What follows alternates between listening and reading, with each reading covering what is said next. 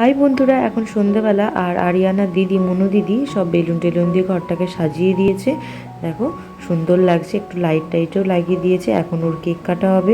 ওর বাবা একটু বেরিয়েছে, বললাম না আগের ভিডিওতে যে আমার বাবা সিস্টোস্কোপি হচ্ছে, তার জন্য ওর বাবা দুপুরবেলা খাওয়া দাওয়া করেই ওখানে বেরিয়ে গেছে। যেহেতু ওর বাবার আসতে দেরি হবে, তাই জন্য বলছে যে ওকে কেকটা কাটিয়ে নাও।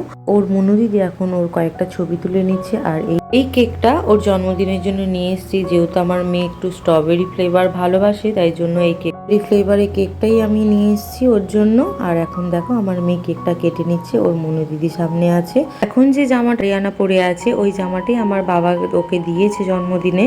আরো অনেক কিছু দিয়েছে, সেগুলো পরে ভিডিওতে শেয়ার করব।